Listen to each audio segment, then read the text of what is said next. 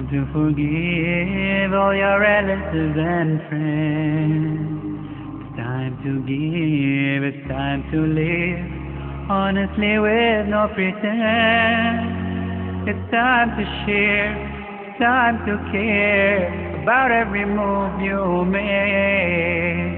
It's time to share and to declare the hope of my heart won't break. It will never break.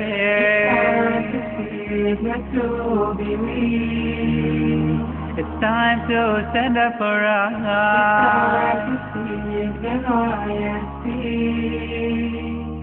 And to struggle with all. அன்றைய சஹாபி பெண்களும் இன்றைய நமது பெண்களின் நிலையும் என்ற தலைப்பிலே சொற்பொழிவாற்றுவதற்காக வேண்டி ஜனான் பலாகி அவர்களை அன்புடன் அழைக்கின்றோம். அஸ்ஸலாமு அலைக்கும் வரஹ்மத்துல்லாஹி வபரகாத்துஹு.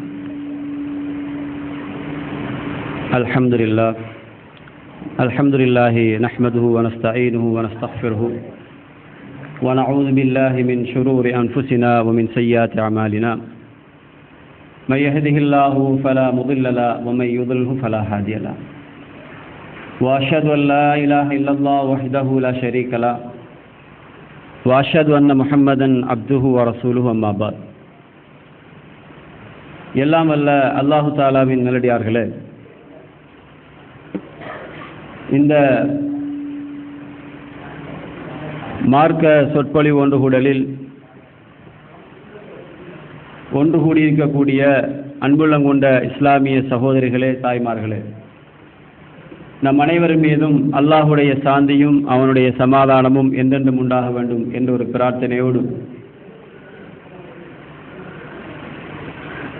எனது இந்த உரையை ஆரம்பிக்கலாம் என்று நினைக்கின்றேன்.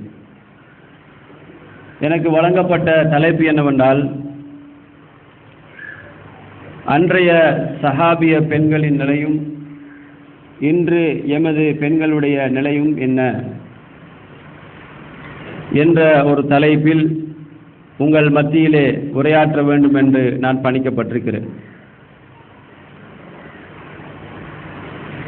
அன்புள்ளம் கொண்ட சகோதரர்களே, இந்த தலைப்பை பொறுத்தவரைக்கும் ஒரு வித்தியாசமான ஒரு தலைப்பாக இருப்பதை பார்க்கிறோம். அன்று சஹாபாக்கள் செய்த அந்த பெண்களுடைய தியாக உணர்வுகள் இன்று எமது பெண்களுடைய தியாக உணர்வுகளை ஒப்பிட்டு பார்க்கின்ற நேரத்தில் சஹாபிய பெண்களுடைய அந்த தியாக உணர்வு அவர்களுடைய இஸ்லாத்தின் பக்கம் உள்ள அந்த விருப்பு ஆர்வங்களை எல்லாம் உற்று நோக்குகின்ற நேரத்தில் எமது பெண்கள் அந்த விடயத்தில் பின்தங்கி இருக்கிறார்கள் என்ற ஒரு நிலையை அது எடுத்துக்காட்டுவது போன்ற ஒரு தலைப்பாக இருக்கிறது. உண்மையிலேயே இஸ்லாத்துக்காக வேண்டி நம்முடைய வாழ்க்கையை அர்ப்பணித்தவர்கள் நாங்கள்.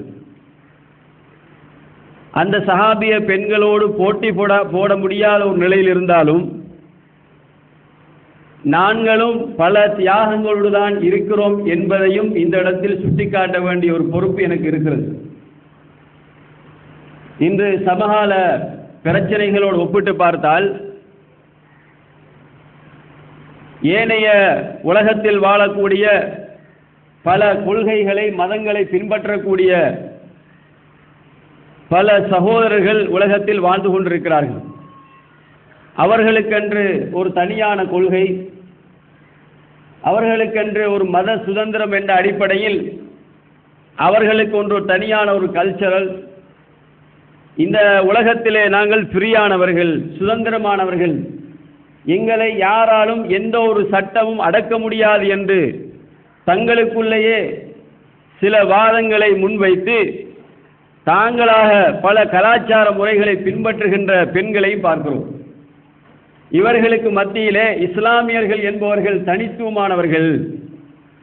அவர்களுக்கென்று ஒரு தனித்துவமான ஒரு கொள்கை இருக்கிறது, அவர்களுக்கென்று ஒரு தனித்துவமான கலாச்சாரம் இருக்கிறது, அவர்களுக்கென்று ஒரு தனித்துவமான வணக்க வழிபாடுகள் இருக்கிறது, அவர்களுக்கென்று ஒரு திருமண சட்டங்கள் இருக்கிறது, குடும்ப வாழ்க்கைக்கான சட்டங்கள் இருக்கிறது, வியாபார சட்டதிட்டங்கள் இருக்கிறது என்ற அடிப்படைகளை எல்லாம் இஸ்லாம் ஏனைய மதங்களை விட பிரித்து சொல்வதை பார்க்கிறோம்.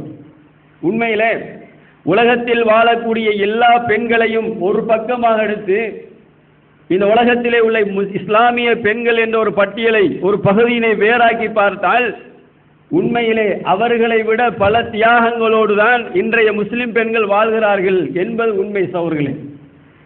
பல தியாகங்களுக்கு மத்தியில் ஏனைய மதத்தை சார்ந்தவர்கள் என்னென்ன கருத்துக்களை எல்லாம் சமூகத்தில் முன்வைக்கிறார்களோ, பெண்களுக்காக விடுதலைக்காக வேண்டி போராடுகிறோம், பெண்களுடைய சுதந்திரம், அவர்களுடைய ஆடை கலாச்சாரம் இப்படித்தான் இருக்க வேண்டும், இறுக்கமான சட்டங்களை கொண்டு பெண்கள் பிணைக்கப்படக்கூடாது, பெண்கள் அடிமைப்படுத்தப்படக்கூடாது என்பதற்காக பல்வேறுபட்ட சட்டங்களை உலகத்தின் அடிப்படையில் அவர்கள் அமுல்படுத்துவதை பார்க்கிறோம்.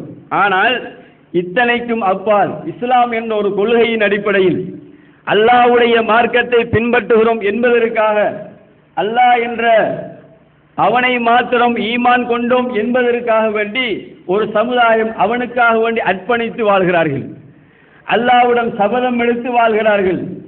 இறைவனுக்காக வேண்டி எங்களுடைய வாழ்க்கையை அர்ப்பணிக்கின்ற நாம் எங்களுடைய உடம்புகளில் இருந்து ஒரு பகுதியை கூட அந்நியவர்கள் பார்க்க கூடாது என்பதற்காக வேண்டி ஆடைகளை, தங்களுடைய உடம்புகளை எல்லாம் ஆடைகளால் மறைத்து அந்நிய மதத்தவர்கள் எப்படி போனாலும் நாங்கள் இஸ்லாமிய சமூகத்தை சார்ந்தவர்கள் என்ற ஒரு தனி சிறப்புகளோடு தான் எமது தாய் பெண்கள் எல்லாம் ஆங்காங்கே வீதிகளிலும் பஸ்ஸுகளிலும் பல்வேறுபட்ட அவர்களுடைய தொழில்களுக்காக வேண்டி செல்கின்ற ஒரு காட்சியை பார்க்கிறோம் என்றால் உண்மையிலே இஸ்லாமிய பெண்கள் இன்றைக்கு உலகத்தில் ஒரு தியாகம் செய்து கொண்டுதான் இருக்கிறார்கள்.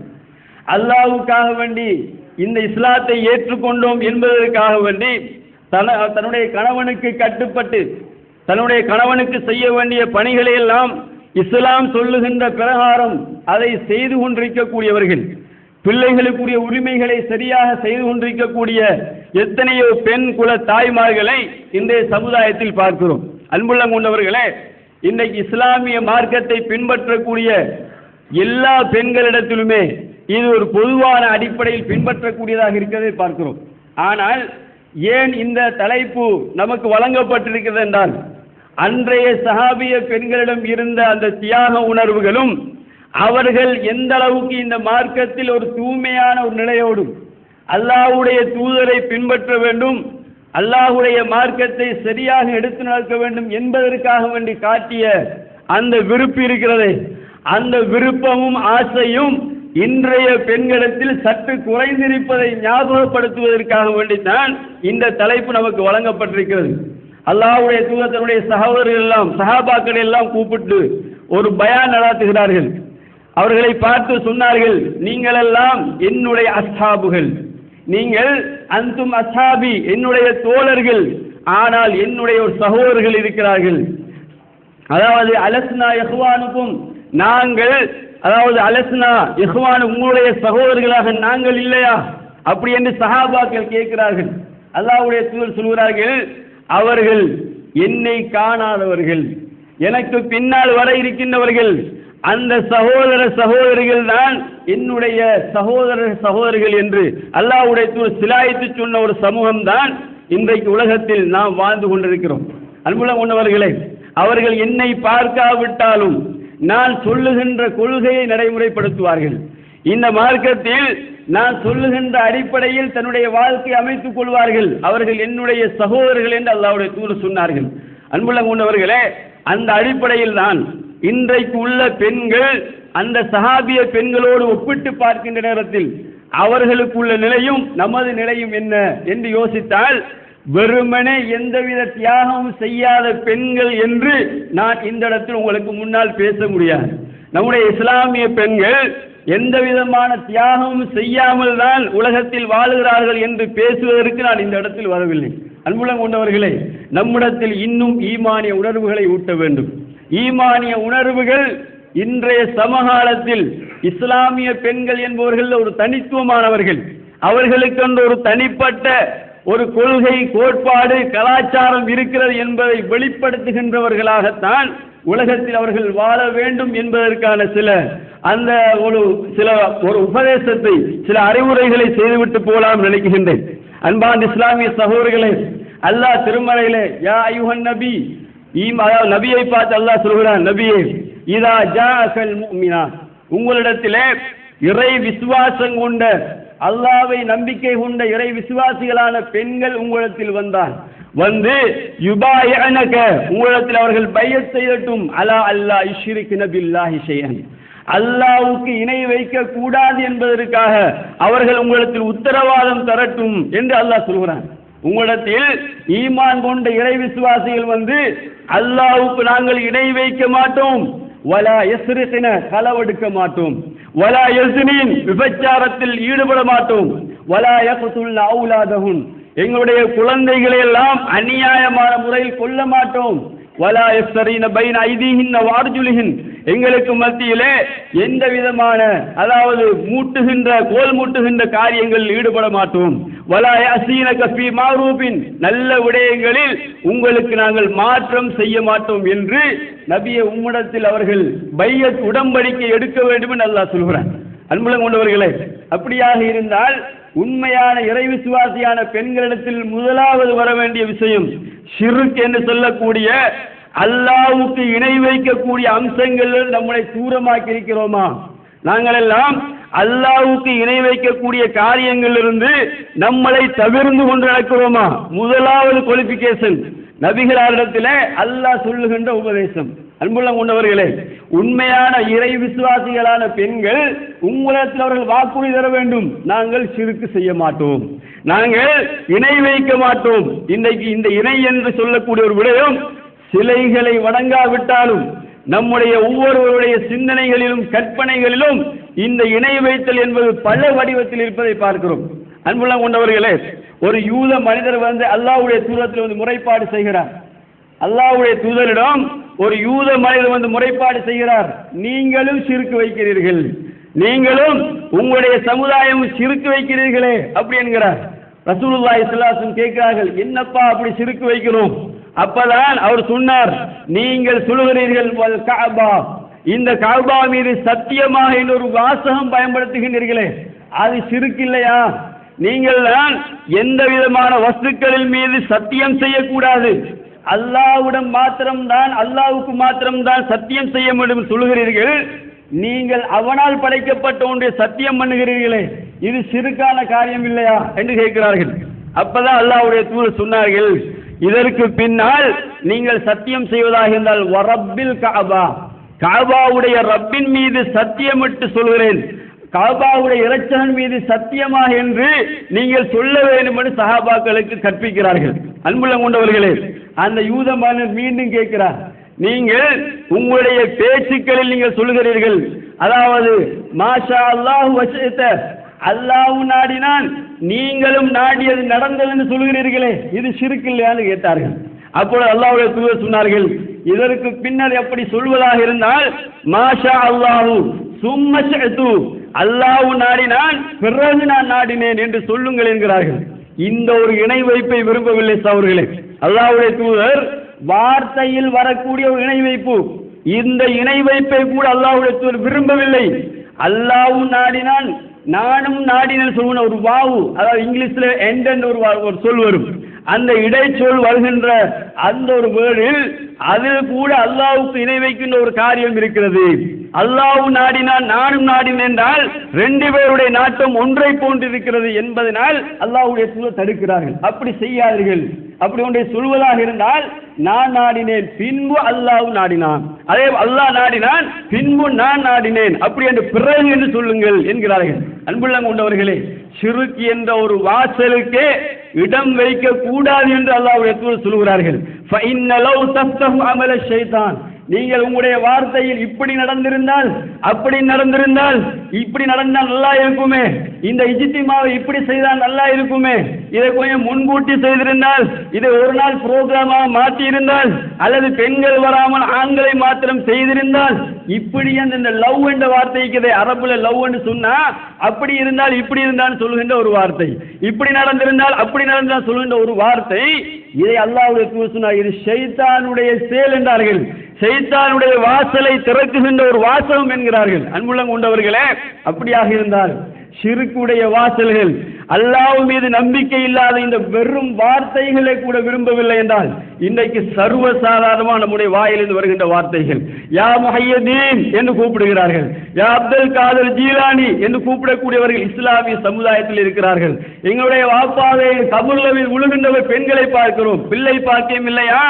அங்கு போய் ஒரு மௌலானாவிடத்திலே தன்னுடைய வயிற்றிலே போய் கொஞ்சம் தடவி விடுங்கள் என்று மண்ணை எடுத்து தடவிய பெண்கள் இருக்கிறார்கள். அன்புள்ளம் கொண்டவர்களே, இந்த இலங்கை நாட்டிலே ஷிர்க்குக்காக வேண்டிய அதிலே ஈமான் கொண்டு அதை செயல்படுத்துகின்ற இஸ்லாமிய பெண்களும் ஆண்களும் இருக்கிறார்கள் என்றால் அன்புள்ளம் கொண்டவர்களே, அல்லாஹ்வுடைய தூதரிடத்தில் அல்லாஹ் சொல்கிறான், அந்த பெண்கள் முதலாவது உங்களிடத்தில் தர வேண்டிய வாக்குறுதி என்ன தெரியுமா? ஷிர்க்கு செய்ய மாட்டோம், இணை வைக்க மாட்டோம். வார்த்தையால் கூட எங்களிடத்தில் இணை வைப்பு வராது, எங்களுடைய செயல்பாட்டிலும் அது வரக்கூடாது என்பதற்காக வேண்டிய அடிப்படையாக இஸ்லாம். ஷிர்க் என்பது ஒரு மனிதை நிரந்தரமாக நரகத்தில் தள்ளக்கூடிய காரியம். மன்மாத்த யுஷ்ரிகு பில்லாஹி ஷைஅன் தஹலன்னார். யாரெல்லாம் அல்லாஹ்வுக்கு இணை வைத்தவர்களாக மரணித்து விடுகிறார்களோ அவன் நிச்சயமாக நரகத்தில் நுழைவான். யார் வமை யுஷ்ரிகு பில்லாஹ், அல்லாஹ்வுக்கு யார் இணை வைக்கிறானோ ஃபகத் ஹபித அமலுஹு, அவனுடைய அமல்கள் எல்லாம் நாசமாகிவிட்டது. அன்புள்ளவங்களுடைய இஸ்லாமிய பெண்களே, தாய்மார்களே, இன்னைக்கு நம்முடைய வார்த்தைகளில் எவ்வளவு சிறுக்கான வார்த்தைகள், நம்முடைய ஒவ்வொரு செயல்பாடுகளிலும் நம்முடைய ஈமானிய அந்த அம்சங்களில் எந்த அளவுக்கு சிறுக்கு கலந்திருக்கின்றது என்பதை நான் சொல்லி புரிய வேண்டிய அவசியம் இல்லை. இன்றைக்கு குர்ஆனுக்கு கொடுக்கின்ற முக்கியத்துவங்களை விட இன்றைக்கு அதிகமானவர்கள் கொடுக்கின்ற முக்கியத்துவம் என்ன? மனிதர்களால் முன்மொழியப்பட்ட, மனிதர்களால் ஏதோ செலவாத்து மாலை என்று பொழியப்பட்ட சில செலவாத்துகளை வைத்துக் கொண்டு இதை ஓதினால் இன்ன நன்மை கிடைக்கும், 40 செலவாத்தாம், 1000 செலவாத்தாம், ஒரு செலவாத்துக்கு சமனான 1000 செலவாத்துகள், இப்படி என்றெல்லாம் பல்வேறுபட்ட செலவாத்துகளை வெள்ளிக்கிழமை தினங்களில் ஓதுவார்கள். அல்லாஹ்வுடைய தூதர் மீது எப்படி செலவாத்து சொல்ல வேண்டும் என்பது தெரியாது. ஆனால் யார் யாரோ ஒன்றை கற்பித்தவைகளை எல்லாம் இவைகளை அமலில் நினைத்து செலவாத்து சொல்கின்ற சமுதாயம். அன்புள்ளம் கொண்டவர்களே, இந்த ஷிர்க் மாத்திரம் உங்களுடைய உள்ளத்திலோ செயல்பாட்டிலோ இருக்குமாக இருந்தால் நீங்கள் இவ்வாறான இந்த மஜ்லிஸுக்கு வந்தாலும் சரி, அல்ல இதற்கு முன்னால் எவ்வளவுதான் நீங்கள் அமல்கள் செய்திருந்தாலும் அல்லாஹ் உங்களுடைய அமல்களை ஏற்றுக்கொள்ளப் போவதில்லை. அன்புள்ளம் கொண்டவர்களே, இதற்கு உறுதிமானம் எடுக்க வேண்டும். இதற்கு பிறகு எந்த விதமான ஷிர்க்குகளில் நாங்கள் ஈடுபட மாட்டோம். எங்களுடைய வீடுகளில் எந்த ஒரு போத்தல் குப்பிகளோ தாயட்டு தவறுகளோ எந்த விதமான இசுமசுமாக்களும் எங்களுடைய வீடுகளில் கிடையாது. இன்னைக்கு அதிகமானவர்கள் ஃபேஷனாக மாற்றி வைத்திருக்கிறார்கள். ஆயத்தில் குர்சி ஃபேஷனாக போர்டில் எழுதப்பட்டிருக்கிறது. வாழ்நாள் பூரா அது இருக்கும், ஆனால் தூசி படிந்து அதை ஓதியவர்கள் கிடையாது. எல்லாம் ஃபேஷன், ஏதோ அழகு பார்ப்பதற்காக குர்ஆனை தொங்க போட்டவர்கள். சிலருடைய வாகனங்கள் எடுத்து பாருங்க, குர்ஆன் இந்த சைஸுக்கு வந்திருக்கிறது, அதை கூட கீட்டக்குமாய் மாற்றி அதை அப்படி தொங்க போட்டு போன அழகு பார்க்கிற சமுதாயம். அன்புள்ளம் கொண்டவர்களே, இந்த மாதிரி நிலைகள் நம்முடைய இஸ்லாமிய சமூகத்தில் இருக்கிறதா இல்லையா? இந்த மார்க்கத்தை இது ஒரு சடங்கு சம்பிரதாயமான ஒரு மார்க்கமாக மாற்றி இருக்கிறார்கள். அன்புள்ளம் கொண்டவர்களே, அந்த நிலை மாத்திரம் நம்மிடத்தில் வரக்கூடாது. இவ்வாறான இந்த ஷிர்க்கான நம்பிக்கைகள் நம்முடைய உள்ளங்களிலிருந்து கலட்டப்பட வேண்டும். அதற்காக வேண்டித்தான் அல்லாஹ்வுடைய தூதர் அனுப்பப்பட்டார்கள்.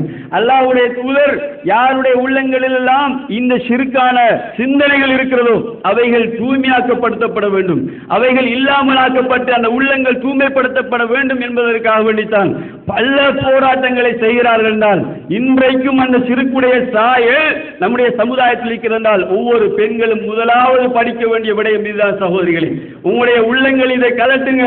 யாரு என்னத்தை சொன்னாலும் இதில் எங்களுக்கு நம்பிக்கை கிடையாது. என்னுடைய பிள்ளைக்கு தாயத்து கட்டினால் சிறுநீர் போவாதாம். ஒருவர் எழுதி கொடுக்கிறார், ஒரு தாயத்தில் அவர் போடுகின்ற ஒரு தகடில இவருக்கு சிறுநீர் போகாமல் இருப்பதற்காக வேண்டி ஒரு தாயத்தை இடுப்புல கட்டிவிட்டால் அந்த குழந்தை இரவில் சிறுநீர் கழிக்கலாம்.